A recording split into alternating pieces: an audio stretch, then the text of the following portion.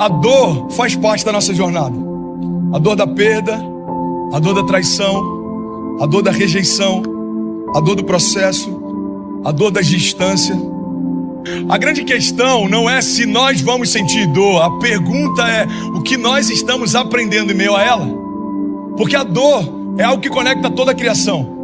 Jesus não foi poupado dela, e às vezes a gente tem uma expectativa de que Deus nos poupe daquilo que não poupou nem ao próprio Jesus. Jesus não foi poupado da dor do processo, Jesus não foi poupado da dor em meio ao trabalho, Jesus não foi poupado da dor do abandono, da dor da traição, Jesus não foi poupado nem da dor da cruz ou da separação. A Bíblia diz que quando ele está próximo de se entregar, ele diz: Pai, se possível for, afasta de mim esse cálice. O que eu quero compartilhar com você é que a maior dor que Jesus sentiu não foi da traição de Judas, não foi dos espinhos colocados sobre a sua cabeça, muito menos dos cravos colocados sobre as suas mãos e pés. A dor que fez com que Jesus pedisse para que, se fosse possível, o Pai separasse dele, era a dor da separação. Eu não sei se já te disseram, mas crescer dói. Os sociólogos têm chamado a nossa geração de geração Peter Pan, uma geração que vive na terra do nunca e que está o tempo inteiro buscando conforto. Uma geração que quer ser poupada dos processos, que quer ser poupada das dores do processo. O problema é que quando eu sou poupado da dor do processo, eu estou sendo afastado também da oportunidade do crescimento. Irmão, se você tem sentido dor, se alegra, existe algo sendo gerado em você. Existe um crescimento sendo gerado em você. Existe uma força que brota em meio à minha dor. Tem muita gente desistindo, irmão, dos processos, porque se esqueceu do propósito. O que a gente aprende com isso é que às vezes a gente consegue vencer a dor no início da jornada, mas o que vai mudar a nossa história é se a gente conseguir vencer a dor no meio do caminho. Porque tem um dia que a vida dói muito e que você não consegue conectar a dor a uma razão. Tem dia que a vida te apronta e você não consegue conectar isso ao que Deus quer. E isso é o que a gente chama de dor. A vida dói. E a vida dói mesmo, ela é assim. Eu sei do que eu estou falando. Eu já não soube, mas hoje sei. Mas eu sei que no fim, a caminhada, ela te apresenta desafios novos, que vai precisar que você aprenda coisas diferentes. E é nesses caminhos novos de coisas diferentes que mensagens como essa mudam. O dia que a vida mais doeu foi o dia que eu mais aprendi. O dia que mais deu errado foi o dia que mais deu certo. Só que eu só sei isso agora, porque passou o tempo, as estações. Me parece que a dor é uma substância poderosa para fazer o processo se tornar efetivo. Me parece que as angústias ou as ardúrias da história são exatamente aquelas necessárias para fazer a gente aprender, para que quando chegue no endereço não perca o coração do início. Eu não aguento mais. É quando nós jogamos a toalha. É quando aquela dor e aquele sentimento e as destruições ao redor da minha vida, elas gritam e nós não aguentamos mais viver naquela situação. Algumas pessoas nesse tempo do não aguento mais se matam, tiram a sua própria vida. Outras tiram a vida do seu semelhante. Outras sabotam e minam tudo que está ao seu redor para ver se de alguma forma ele consegue salvar alguma coisa. É o tempo do eu não aguento mais. É quando nós dizemos: eu não aguento mais sentir a mesma dor. Eu não aguento mais me ver vivendo a mesma situação. Eu não aguento mais cometer os mesmos erros, de machucar as mesmas pessoas, de me machucar novamente. Eu não aguento mais perder tudo de novo e ter que começar tudo de novo. Eu não aguento mais me ferir. Eu não aguento mais viver à margem de mim mesmo. Quando você se sentir-se insegura, vacilante, com medo, olhe para Cristo, não olhe para si mesma. Se eu olhar para mim, vai ser um desastre. Se você olhar para você, você vai ser um desastre também. Você vai desanimar olhando para si mesma.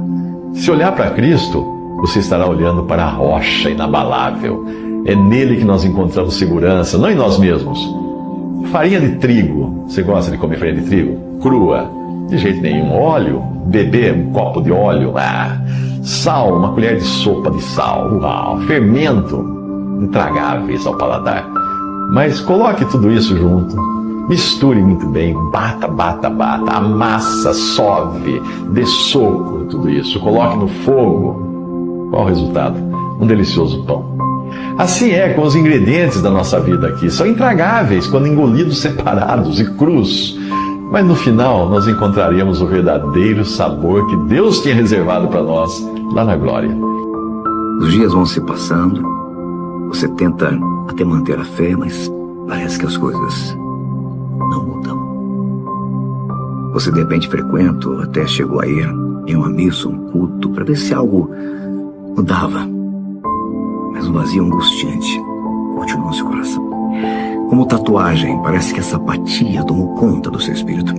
Para onde quer que você vá, para onde quer que você olhe, o que quer que você faça, você não consegue se libertar desse estado de ânimo. E o pior é que, pelo fato de estar já um bom tempo se sentindo assim, você foi se acostumando a ser uma pessoa assim. Mas você precisa se lembrar que nem sempre foi assim. Quando criança, você tinha ânimo, disposição, você brincava de tudo, era inclusive uma criança muito ativa, tinha alegria, ria bastante. Você cresceu e algo não saiu do jeito que você esperava. E isso criou um trauma, um bloqueio profundo dentro de você. Algo motivado de repente por uma perda, uma violência, uma injustiça, uma decepção. Mas olhe, por favor, com todo respeito eu digo isso, mas eu conheço pessoas que já enfrentaram coisas bem piores e elas superaram. Se reencontraram com a alegria, com a fé, pois entenderam que a felicidade não é um sentimento, e sim uma escolha que você precisa fazer. A escolha. Você precisa escolher não mais permitir que tudo isso roube seu ânimo, a sua disposição, a sua alegria. Você precisa, na verdade, escolher não mais resumir toda a sua vida nessa experiência negativa que você teve. Você precisa escolher não mais se comportar dessa maneira. Fábio, eu me sinto sem forças para reagir, meu irmão. Eu não tenho mais ânimo mesmo, eu não consigo levantar desse buraco, eu não consigo seguir em frente. Sabe o que está te impedindo? O fato de você se concentrar apenas nas coisas erradas. Eu fiz um mau negócio no passado, perdi todo o meu dinheiro, sujei meu nome, o nome também das pessoas que eu amava. Tive cobradores batendo na minha porta constantemente. Pensei que meu mundo realmente fosse desabar. Estava ali no fundo do poço. Percebi que a minha agonia aumentava dia após dia, pois eu ficava noite e dia e noite me perguntando: por que, Deus? Por que comigo? Por que comigo? Eu só queria sustentar a minha família, mais nada, Deus. Por que, Senhor? Me senti uma vítima, um pobre coitado. Foi quando eu entendi que isso só estava apenas me fazendo ficar girando, dando voltas, sem sair do lugar. Eu ali dentro de um poço, olhava em volta e só via terra, terra por todos os lados, terra. Foi então que eu olhei para cima e vi luz. E conscientizei que eu precisava então me concentrar apenas nessa luz. Fixar os meus olhos nessa direção. Às vezes vinha uma vontade de voltar para os lados, mas eu lutava firmemente contra essa vontade e seguia concentrado, focado na luz. Se olhasse para o lado, eu sabia que ia ficar desanimado de novo. Então fui olhando para cima, só para cima. Estava o meu nome sujo, mas e aí? Fazer o quê? Tinha perdido tudo. Pensei, ia adiantar o quê? Ficar chorando, remoendo tudo isso dia após dia. Percebi que Deus tinha uma razão maior para tudo aquilo e comecei a crer que Ele realmente iria me restaurar e restituir. E assim foi. Quando dei por mim, não estava mais no fundo do poço. Hoje eu vejo que se não tivesse passado por tudo aquilo, eu não estaria capacitado a fazer o que hoje eu faço. A minha vida financeira foi se equilibrando, minha vida hoje tem mais razão, mais sentido, mais significado. Não sou o mesmo que era antes. Sou mais forte, mais resistente. E com você também acontecerá a mesma coisa. Então, por favor, pare de olhar para os lados. Comece a olhar apenas para cima, a direção da luz. Pare de olhar para tudo que tem deprimido você. Pare de olhar para tudo que tem feito você sentir uma pessoa sem sorte, um pobre coitado. Pare de remoer os problemas, de reviver a toda hora, a todo instante o que aconteceu. Essa tristeza, essa apatia, essa agonia não nasceram com você. Você que de repente em algum momento deixou tudo isso entrar e fazer parte da sua identidade, mas hoje é o dia da sua libertação. A única coisa que está te aprisionando, fazendo você sofrer desse jeito, não é o que você passou, ou de repente é a sua situação de momento, mas é para onde você tem olhado. A dor não é um problema, o problema é viver algo vazio. A dor é um ótimo servo, ela serve você para que você seja cauteloso, mas ela é um péssimo mestre, porque ela vai definir quais são os seus limites e até onde você pode ir. Quantas coisas você teria deixado de viver se você tivesse parado quando algo começou a doer? Que é muito melhor a dor do crescimento do que a dor da atrofia. Irmão, eu prefiro doer, sentir dor porque estou crescendo, do que sentir dor porque parei de crescer. Você está comigo? Se a dor é quem começa a me liderar, eu só vou fazer aquilo que não dói. E aí eu não acesso a maturidade, porque eu preferi ficar numa zona de conforto. Vai doer o processo? Vai, então não quero. Vai doer o processo? Não, então eu não quero. O problema é que quando eu aborto o processo, eu aborto um milagre.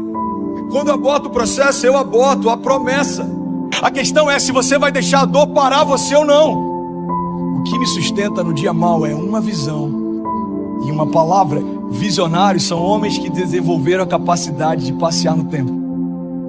Então eles foram no futuro, viram coisas e voltaram para o presente para contar o que viram.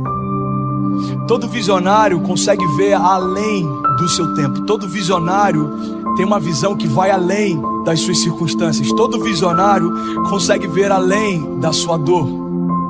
Porque tinha dor na construção da arca, mas existia uma visão que fazia com que Noé não parasse. Tinha dor durante a jornada de Pedro, em meio a cativeiros e prisões, mas existia uma visão que fazia com que ele suportasse a sua dor. Você está num trabalho que você não faz o que você gostaria de fazer, você não está descansando como você gostaria de descansar, mas quando você lembra da sua família, você continua fazendo o que tem que ser feito.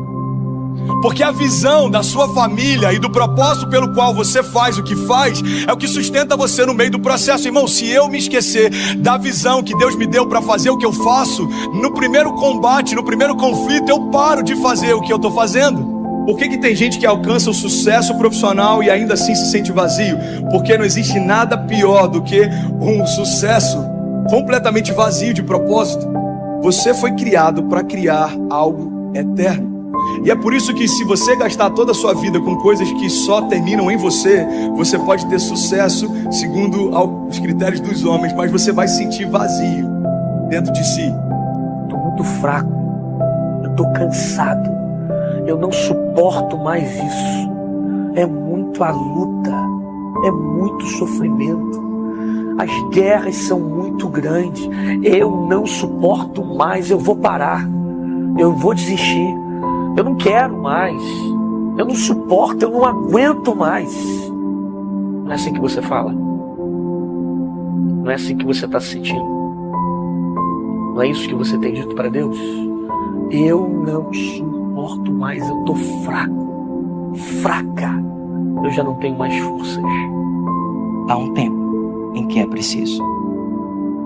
Esse tempo é um tempo da dor, é um tempo da desesperança.